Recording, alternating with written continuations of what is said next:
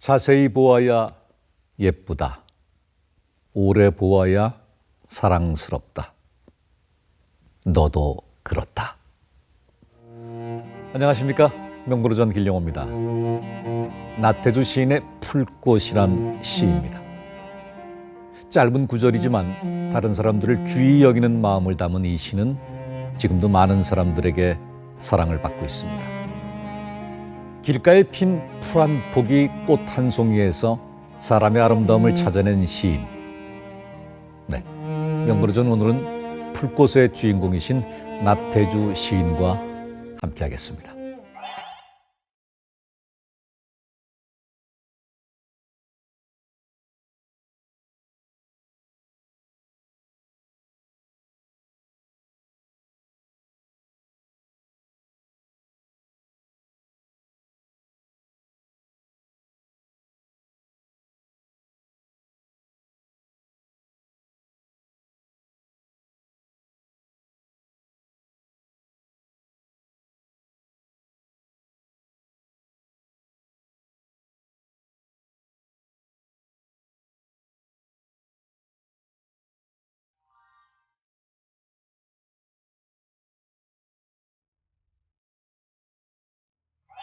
안녕하십니까? 네, 반갑습니다. 네. 저희 명불허전 이렇게 나와 주셔서 네, 감사를 네, 드립니다. 불러주셔서 고맙습니다. 네.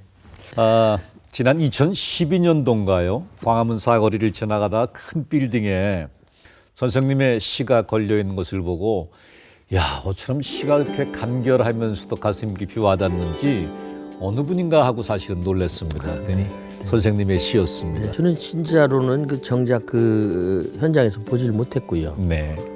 버스 타고 이렇게 휙 지나가든지 그 앞을 걸어가든지 네. 그런 사람들이 이렇게 사진으로 찍어가지고 저한테 보내주셔갖고 여러 것을 봤습니다. 네. 신문에서도 봤고요. 저도 그랬습니다만 당시에 지나가던 분들이 한참을 거기 서서 이렇게 쳐다보고 계신 모습들을 그런 기억이 납니다.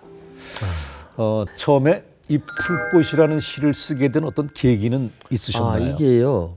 제가 선생을 오래 했는데 아이들 중에는 꼭 예쁘고 사랑스러운 아이들만 있는 게 아니고 조금 껄끄럽고 좀 불편한 아이들도 있을 수가 있습니다. 그런 아이들을 우리 선생님들은 또 부형들은 아버지 어머니들은 어차피 부형이고 선생이기 때문에 예쁘고 사랑스럽게 봐야 됩니다. 그럴 때 어떻게 해야 예쁘고 사랑스럽게 볼 수 있을까?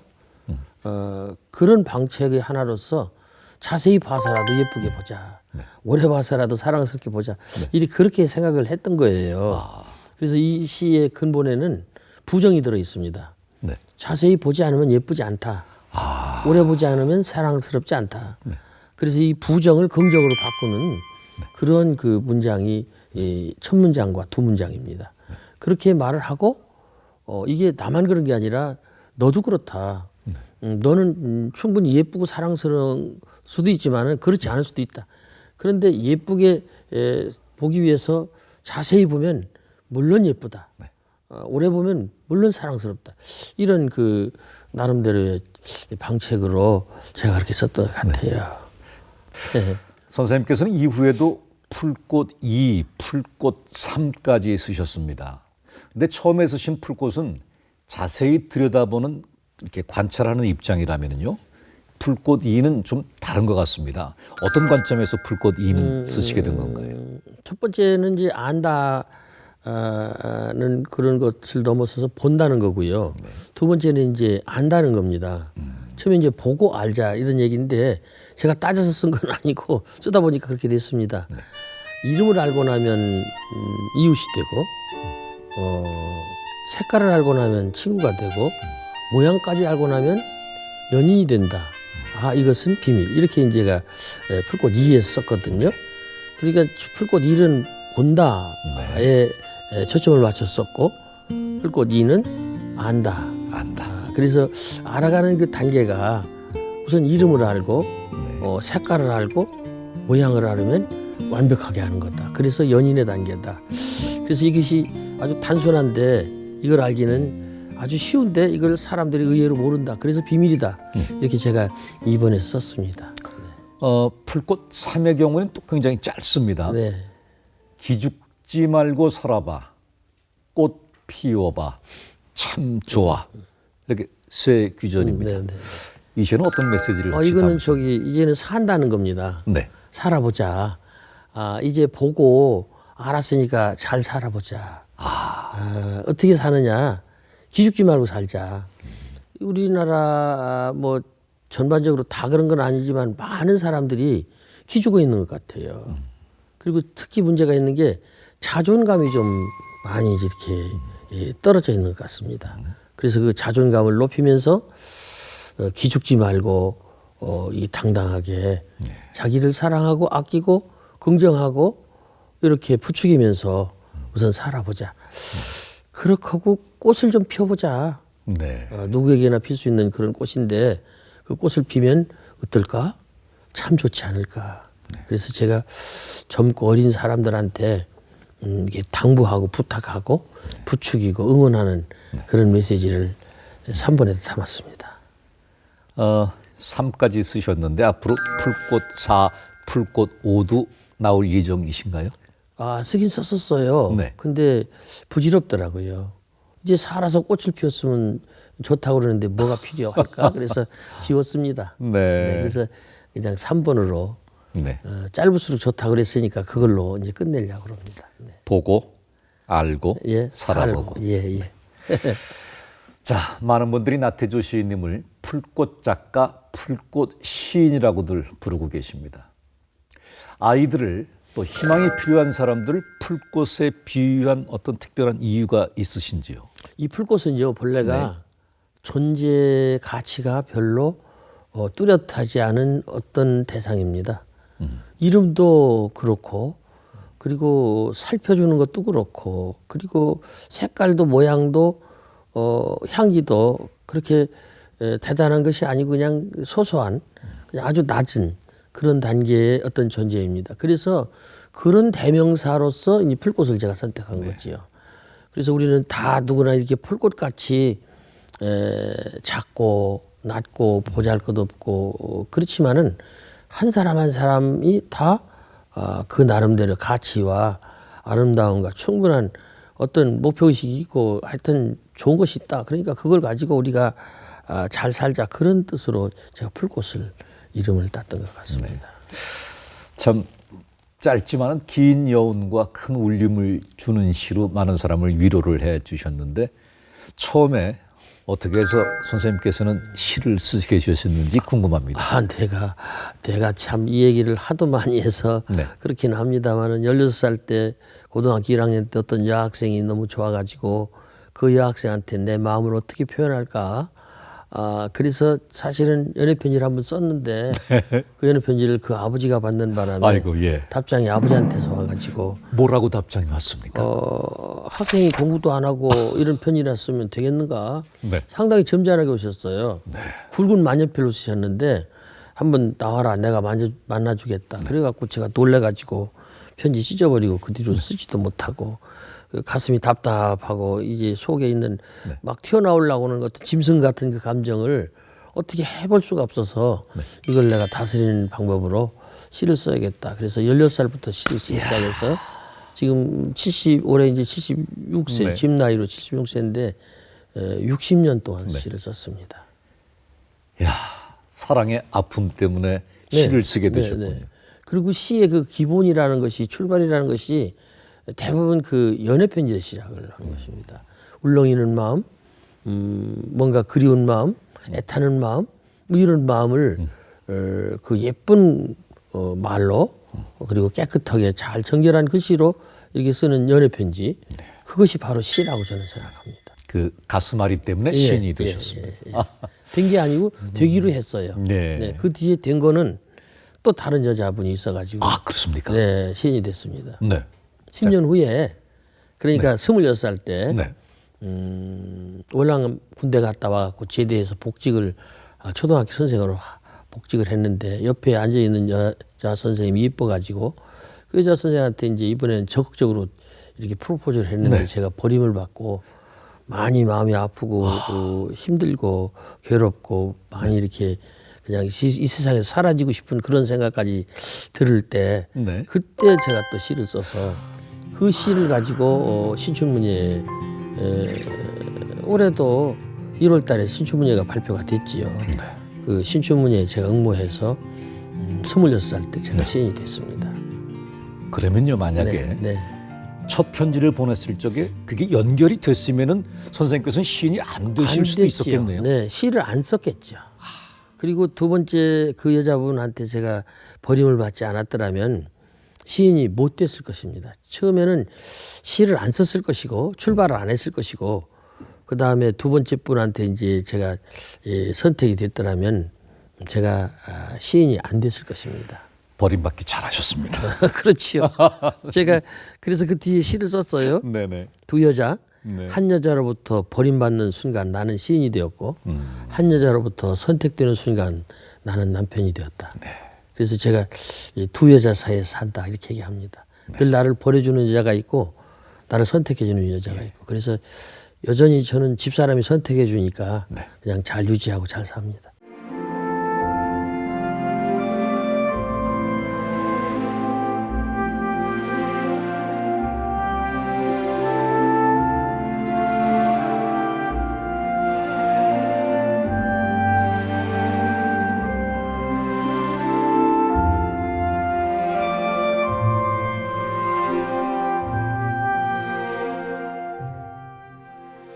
선생님께서는 공주사범고등학교를 나오셨고 그 이후에 쭉 교단을 지켜오셨는데 선생님이 되겠다는 꿈은 어릴 적부터 갖고 계셨던 건가요? 저는 선생님 되고 싶지 않았습니다. 네. 어렸을 그 화가가 되고 싶었는데 집이 가난해서 뭐 그림 물감 이런 걸 사줄 수 있는 그런 형편이 못 됐고 그 당시 매우 이제 6.25 그 임시였기 때문에 세상이 또 어지럽고 힘들었고 그래서 중학교 다닐 때는 상업학교 들어가서 빨리 은행원이 돼서 돈 좀 만지는 사람이 되었으면 했는데 저희 가친이 당신이 이제 선생님을 못 하셨기 때문에 저라도 맏아들이라도 선생을 좀 시켜보려고 저를 어거지로 사범학교에 밀어 넣어가지고 제가 어거지로 선생을 했습니다. 지나고 보니까 잘한 것 같아요. 아버지 말을 듣고 선생을 했기 때문에 오늘날 연금 받고 뭐 학교에서 교장도 하고 43년이나 교직 생활을 했는데 그 생활이 그래도 저로서는 평탄했고 고마웠고 아름다웠다고 생각을 합니다. 그렇게 오랜 동안 이 초등학생들이랑 같이 어울려서 지내셨는데 항상 옆에서 지켜보는 초등학생들은 어떠셨습니까? 저희 때는 아이들이 참 좋았지요. 근데 지금은 제가 퇴직하고 나와서 이렇게 들어보면 참 아이들이 다루기가 힘들다고 그래요. 우리 손자 아이들도 내가 이렇게 봐도 좀 어려운 것 같아요. 이 풀꽃에 대한 패러디가 많은데 어떤 선생님들이 얼마 전에 풀꽃문학관에 와서 이야기를 하더라고요. 자기가 풀꽃 패러디를 하나 하는데 그렇다고 자세히 봐야 예쁘다 오래 봐야 사랑스럽다 너도 그렇단데 그걸 이제 자기가 이렇게 패러디 한다고 그래요. 자세히 봐도 별로다. 오래 봤더니 부담스럽다. 네. 요즘 애들이 그렇다. 이렇게 자기가 패러디 한다고 그렇게 얘기를 해요. 그러니까 귀엽고 예뻐야 되는데 별로다. 그렇게 얘기를 하시더라고요. 그리고 이렇게 오래 보니까 부담스럽더라. 이런 얘기를 하는데 그래서 제가 그분한테 그래도 자세히라도 보고 오래라도 봐서 예쁘고 사랑스럽게 봅시다. 이렇게 얘기를 했는데 이 교직이 좀 그런 것 같아요. 그래서 저는 여기서 쓰고 싶은 말이 있습니다. 네. 그럼에도 불구하고 아이들은 예쁘게 봐야 되지 않을까. 그리고 예뻐져야 되지 않을까. 그럼에도 불구하고 아이들은 사랑스럽게 봐야 되고 사랑스럽게 되지 않을까. 그래서 오늘날 우리가 가장 많이 마음속에 담아야 될 말은 그럼에도 불구하고라는 말. 그럼에도 불구하고 하고 싶습니다. 힘들어요? 그럼에도 불구하고 참고 살자. 끝내고 싶어요? 그럼에도 불구하고 좀 더 해보자. 뭐 이것이 제 생각입니다. 정말 긍정적으로 생각해 볼 수 있는 그런 말인 것 같습니다. 요즘엔 이런 말들을 하곤 합니다. 아이들과 어른 사이 세대 차이가 나면 말이 잘 안 통한다라는 얘기가 있는데 선생님께서는 어떻습니까? 내려가야 됩니다. 내려가요? 예. 네. 아이들한테 내려가야 돼요. 그걸 이제 눈높이라고도 하고요. 네. 이게 제가 생각하는 풀꽃에 대한 생각인데 산 꼭대기에 올라서 이렇게 보면은 채송화가 전혀 보이질 않습니다. 산에서 내려가야 돼요. 그리고 또 담장 위에 서서도 안 됩니다. 일단 마당으로 들어가야 돼요. 마당에 서서도 안 돼요. 이렇게 앉아야 됩니다. 그리고 앉아서 이렇게 그 채송화 아주 낮은 키가 낮은 채송화하고 이렇게 자기 얼굴 모습을 이렇게 하여튼 위치를 갖게 해야 돼요. 그런 다음에 이렇게 자세히 쳐다봐야 됩니다. 오래 봐야 돼요. 그래야 이 채송화가 진짜 꽃이파리가 5개라는 것도 알고 그렇게 이쁘다는 것도 우리가 알 수 있지 않겠어요? 그래서 내려가야 된다고 생각합니다. 그래서 어른들이 조금 좀 답답하고 힘드시더라도 내려가셔야 된다고 생각하고 그래서 이제 좀 많이 배운 사람은 지식도 좀 나눠주고 많이 가진 분들은 조금 이렇게 도네이션도 좀 하고 그리고 어른들은 좀 이렇게 아이들도 좀 이해를 해주고 이렇게 해서 이렇게 소통하도록 노력을 해야 된다고 생각합니다. 저는 시를 쓰는데 가장 중요한 것이 소통이라고 생각합니다. 어린이, 젊은이, 오늘날 사람들의 그 정서 세계를 시인이 먼저 빨리 이해를 하고 거기다 맞추는 것이 중요하다고 생각합니다. 교직에 계실 때는 아이들과 많은 그렇게 교류를 하셨습니다. 이후에는 다방면으로 많은 분들을 만나고 계세요. 그 중에 한 곳이 공주에 위치한 풀꽃 문화원입니다. 먼저 화면으로 저희가 한번 다녀오도록 하겠습니다. 네.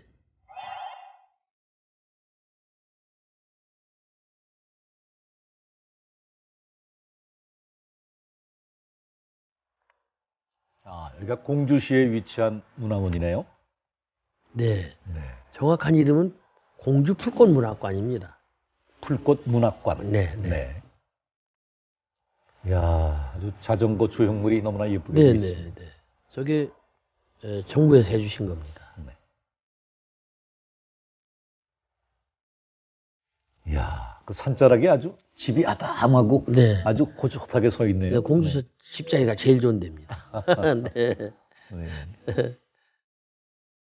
윤문영 화백의 그림인데 네. 예쁘게 저기다 저렇게 해주셨어요. 시화지요. 네. 저기 올라오는 사람이 노인네인데 저 같은데요. 저 같은데요. 저 노인네 접니다. 네. 네. 아니 저렇게 오르막을 자전거를 끌고 올라가시는데 네. 힘드시지 않으십니까? 타고도 내려갑니다. 네. 거기 저기를. 아주 작은 집이에요. 네. 저 그림, 저 병풍은 제가 어설프지만 제가 그렸고요. 전부 직접 그리신 예. 병풍이군요. 네. 저건 제 시집. 네. 아기자기한 소품도 예. 상당히 많이 있습니다. 예, 저런 것들도 저는 풀꽃이라고 생각합니다. 네.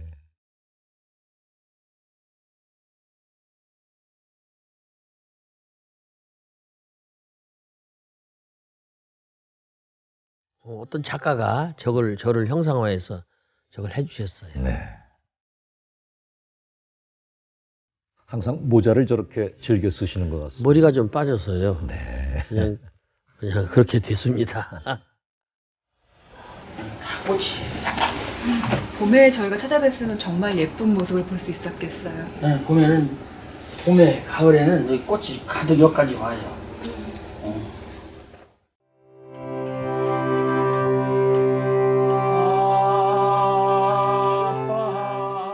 풍금을 연주하시네요. 네. 노래도 부르시고요. 네, 제가 그 초등학교 선생을 했잖아요. 네. 그래서 이제 그 흔적으로 제가 풍금을 조금 동요 수준으로.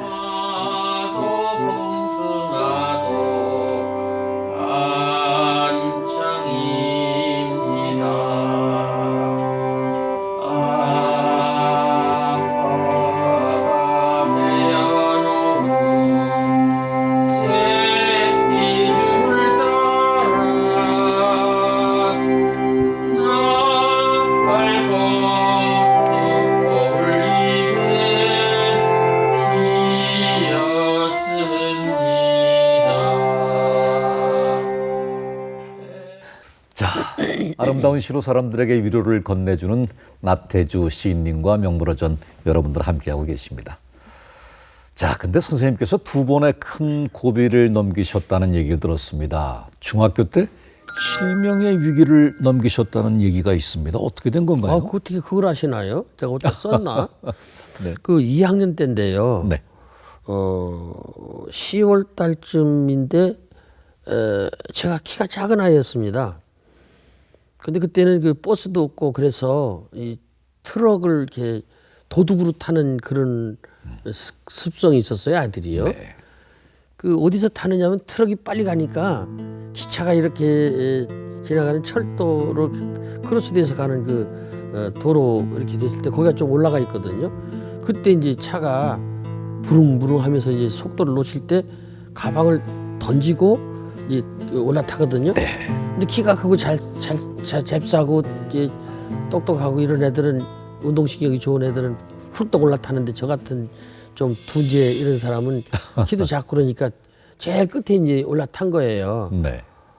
타고서 가는데 가로수인데 가을이 돼서 가로수를 이렇게 나무를 이렇게 그 낫으로 이렇게 쳤어요. 네. 지금처럼 이렇게 자른 게 아니고 근데 그쪽으로 이렇게 차가 이렇게 갈 때 앞에 있는 키가 크고 한 애들은 그냥 그 가로수가 이렇게 앞에 이렇게 다가오니까 피했어요. 근데 저는 키가 작은 애니까 뒤에 있는데 이걸 못 봤으니까 피하지 않은 거예요. 네. 그래서 그 가로수 그 자른 그 부분이 제 얼굴을 탁 친 거예요. 그래서 모자가 벗겨지고 그리고서 이제 그 자른 그 날카로운 부분이 제 눈을 이렇게 찔러가지고 그때 제가 이쪽 오른쪽인데 눈이 빠졌습니다. 눈이 빠져요? 눈알이 빠졌어요. 아이고. 그래서 제가 참 그때 중학교 2학년 때 제가 눈이 뚝 빠져갖고 저는 제가 손으로 주웠어요. 네. 눈을 주웠는데 눈알이 한 주먹이더라고요. 아이고. 그래서 내가 쑤셔 집어넣었어요. 이렇게. 그래서 기사가 이제 보고서 이제 놀라가지고서는 이제 가다가 의료 시설 있는 데다 저를 들여서 이제 치료를 좀 했는데 안 된다고. 네. 그래가지고 피가 나오고 막 이러니까 다시 이제 좀 큰 데로 서천 중학교 있는 데로 가서 병원에 이제 이렇게 제가 이제 들어갔죠. 그 소리를 집 아버지가 이제 듣고 자전거를 타고 오신 거예요. 네. 아주 시골길을 달려서 오셔서 거기서 이제 의사가 저 수술을 해주셨습니다. 네. 그래서 위 여기도 요만큼 많이 꼬매고 요 밑에도 꼬매고 그래서 그때 제가 눈에 이 쌍꺼풀이 없는데 그 바람에 쌍꺼풀이 생겼어요. 자세히 보면 네. 여기 요 밑에 보면 이게 예. 다친 자국입니다. 그리고 또 이제 자세히 또 보면 요 위에 요 부분 이 눈썹 속에 그 상처가 있어요. 참 묘하게 하나님이 참 희한한 걸 주셨어요. 다친 상처를 이 눈썹 속에다 줬기 때문에 이게 보이질 않고 요 밑에를 또 다치게 하셔갖고 쌍꺼풀 수술을 해주셨어요. 그래가지고서 그 뒤부터 이쪽은 쌍꺼풀이고 이쪽은 아닌데 이쪽이 따라서 또 쌍꺼풀이 되더라고요. 네. 그래서 저는 쌍꺼풀 수술 안 하고서 쌍꺼풀인 사람이 됐습니다. 그래서 그때 죽을 뻔했지요. 그 이후로 눈이 안 보이거나 뭐 그렇진 않고 잘 보이시는. 우여곡절이 있지요. 근데 지금은 이쪽이 더 좋습니다. 네. 다친 눈이. 어쨌든 그래서 그때 저 수술을 했는데 의사가 수술을 다 한 다음에 시신경이 끊어지진 않았다. 네. 그런데 오늘 저녁에 얘가 열이 나거나 토하거나 하면 문제가 있다. 그래서 저같이 굉장히 이제 겁을 먹고 그랬었죠. 네. 근데 그때 우리 아버지가 여관에 저를 데리고 갈 돈이 없어가지고 그 방앗간을 하는 그 어떤 우리 당신 아는 사람 그 방앗간 헛방에 가셔서 저하고 같이 잤습니다. 네. 아버지가 그러시더라고요. 얘야 너 배가 점심부터 밥 먹었을 텐데 뭐 먹고 싶은 거 있냐? 그래서 제가 그래도 제가 얘기를 했어요. 우동을 한 번도 못 먹었기 때문에 우동을 먹고 싶다고 제가 얘기했습니다. 그래서 우동이요? 그랬더니 그래. 그랬더니 당신이 잠깐 기다리라고 했더니 조금 한 10m, 20m 지난 그 거리에 있는 홍성원이라고 하는 그 우동집에 중국집에 가서 우동을 한 그릇을 사가지고 오셨어요. 그러면서 먹으라 그러시더라고요. 그래서 저는 그 우동을 한 번도 못 먹어봤기 때문에 그걸 제가 이렇게 눈이 이렇게 다쳤는데도 그걸 다 먹었습니다. 조금 남겼어야 되는데 남기지 않고 거의 다 먹었어요. 네. 그래서 조금 끊어진 것만 좀 남기고서 다 먹었는데 아버지가 그걸 나머지 그걸 국물을 다 자시더라고요. 그게 아버지 저녁이었어요. 그런데 잘라고 그러는데 이 속에서 막 이 우동 먹은 것이 울렁울렁울렁 하는 거예요. 그래서 막 기어지려고 그러는 거예요. 아니 내가 생전 처음 우동을 먹었는데 이게 기울려고 그러면 어떡합니까? 그래서 그냥 막 참았어요. 네. 근데 끝까지 참았는데 못 참겠더라고요. 그래서 제가 물을 불컥 열고서 거기다 토했습니다. 제 신발이 있고 운동화 있고 아버지 구두가 있는데 거기다가 제가 그걸 다 토했는데 다른 때 같으면 우리 아버지가 막 화를 내고 막 그러실 텐데 나가셔가지고 그걸 툭툭 다 털으시고서 자자. 보니까 우리 아버지가 그러면서도 굉장히 걱정하신 거예요. 토하면 안 된다고 그랬더니 토했잖아요. 그런데 그 정도만 끝나고서 그 이상 더 안 해서 그 뒤로 잘 나섰고요. 고담 아파서 죽게 했던 것은 이제 또 늙어서 있었습니까? 늙어서 네. 그건 또 늙어서. 어떤 일이 계셨어요? 뱃속에 있는 쓸개가 터져가지고 아, 그 뱃속에 창자가 다 썩었어요. 네. 이게 이제 살아날 확률은 10만 명분의 하나입니다. 10만 명 중에 하나요. 네. 공주 시민이 11만 명인데 네. 그 중에 1만 명 빼고 나머지가 다 쓸개가 터지고 한 사람이 사는 꼴이에요. 아이고. 이거는 살 수가 없어서 네. 의사들이 처음부터 저에 대해서는 아예 포기를 하더라고요. 근데 제가 살았습니다.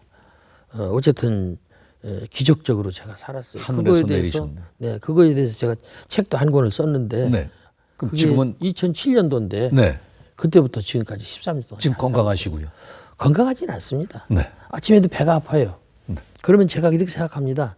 아, 나도 오늘 아침에 이제 배가 아프다. 그러면 나도 이제 죽을 거보다 그런 게 아니고 나는 살을 수 있다. 내가 살았으니까 배가 아픈 거 아니냐. 이렇게 생각을 합니다. 아, 배가 아프니까 나는 죽을 것이다. 그런 게 아니고 배가 아프니까 나는 살 수 있다. 아픈 것도 이게 살아서 아픈 거다. 저는 이렇게 생각합니다. 그러다 보면 또 아픈 게 또 좀 가라앉고 그래서 하루를 잘 살고 이런 데도 잘 오고 또 책도 그 뒤에 더 많이 냈습니다. 네. 그래서 저는 진짜 뭐 무릎을 꿇고 진짜 제 몸으로 지나간 이 기적에 대해서 감사를 했고 그런 감사의 마음 이런 것들을 담아서 시를 썼고요. 산문을 썼고요. 근데 또 이상한 게 있어요. 그 뒤부터 내 책이 잘 나가는 거예요. 네. 그것도 또 희한한 일이에요. 그래서 그 뒤에 저는 제2의 인생이라고 볼까요? 새로 사는 인생. 그래서 저는 이렇게 생각합니다. 이 세상이 천국이다. 왜냐하면 죽었다 살아나서 네. 보는 세상이니까 천국이고 그리고 이 세상 사람들이 다 천사다. 네. 선생님도 천사입니다. 감사합니다. 네. 그렇게 모든 것을 다 긍정적으로 생각하시니까 하나님께서 축복을 내리시고 네, 있습니다. 그런 것 같습니다. 네.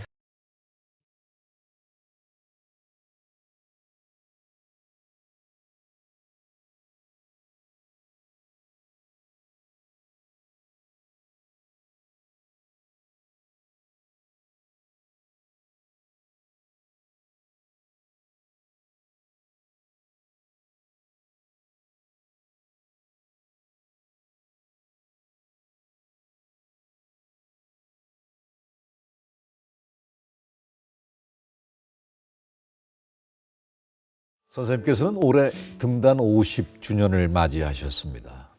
자, 이번에 등단 50주년을 기념하면서 책 2권을 내셨습니다. 하나는 수필집 오늘도 네가 있어 마음속 꽃밭이다라는 수필집이고요. 또 하나는 시집 너와 함께라면 인생도 여행이다라는 시집을 내셨습니다. 이 시집 치고는 분량이 굉장히 많습니다. 이 시집에 도대체 몇 편이나 되는 시가 실려 있는 건가요? 그게 앞에 한 반절 조금 못 될 텐데 네. 그 부분에 시가 100편 신작 시가 있고요. 네. 그 뒤에도 있으니까 아마 200편 아마 에서 300편 정도 들어있지 않았을까요? 이 제목이 너무나 가슴에 와닿습니다. 너와 함께라면 인생도 여행이다. 어떤 의미를 갖고 제목을 정하셨습니까? 우리가 이제 인생을 고행이라고 말하는 그런 경우가 있습니다. 이 부처님 말씀이신데 삶이 고행이다. 그러면 제가 얘기를 하지요. 한자를 좀 바꾸자. 고행을 여행이라고 바꾸자. 그런 생각입니다. 그래서 조금 바꾸자. 네. 너무 힘들지만 그렇지만은 조금만 기다려보자. 네. 조금 이렇게 보는 각도를 조금만 바꿔보자. 그런 뜻으로 사랑하는 사람, 좋아하는 사람, 내가 그리워하는 사람, 진정으로 내가 진짜 좋은 사람이 있다면 그 사람과 함께 간다면 이 고행과 같은 인생도 여행이 아닐까. 뭐 그래서 제가 그런 뜻으로 제가 붙였던 것 같습니다. 선생님이 내신 시집 중에서 제가 한 작품 좀 읽어보도록 하겠습니다. 네. 제목은 시인입니다. 네, 시인. 예, 네. 시인. 세상 사람들 힘들고 고달픈 마음 쓰다듬어주는 감정의 서비스맨. 네. 이제 뭐 시간이 거의 다 돼가서 마무리할 시간입니다. 앞으로 선생님 작품 활동에 대한 계획을 좀 듣고 싶습니다. 올해도 선생님의 새로운 어떤 시집을 또 만나볼 수 있을까요? 그 옛날에는 제가 살 때 10년을 마음속에 가슴속에 안고 살았거든요. 그러면서 우리 젊은 친구들한테 제가 말씀을 드리고 싶어요. 10년을 가슴에 안아라. 10년 뒤에 변해질 자기의 모습을 안고 살아가는 겁니다. 내가 지금 계장입니다. 그러면 10년 동안 과장이라는 것을 내가 안고 살으면 과장처럼 계장 일을 하는 거예요. 그러다 보면 5년 내로 과장이 될 수가 있습니다. 저는 그렇게 살았어요. 그런데 지금은 10년이 아니고 5년만 가슴에 안겠습니다. 그러면서 그 5년을 제 가슴에 안으면서 5년 뒤에 변해들 저 자신의 모습을 이렇게 보면서 살아갈까 그럽니다. 그래서 저는 나를 위해서 사는 것보다도 남을 위해서 살고 싶습니다. 예를 들면 문화사업 이런 것들을 할 때 내가 돈이 있다면 제 돈을 좀 무조건 그냥 뿌린다는 건 아니고 필요한데 제가 적재적소에 돈을 이렇게 쓰면서 문화 가까운 사람들의 문화인들 이런 사람들을 좀 이렇게 부추기면서 좋은 세상이 되기를 이렇게 노력하면서 살고 싶습니다. 감사합니다. 오늘 선생님 덕분에 정말 마음의 위로와 감동을 한아름 얻어가는 것 같습니다. 평생을 긍정적인 마음으로 사시고 또 서비스맨으로 살아오셨기 때문에 이렇게 건강도 회복하시고 이렇게 왕성한 작품 활동을 하시는 거 아닌가 싶습니다. 앞으로도 계속 좋은 시로 저희 독자들에게 찾아주시면 고맙겠습니다. 오늘 함께 자리해 주셔서 너무나 감사합니다. 고맙습니다. 네, 감사합니다. 예. 네.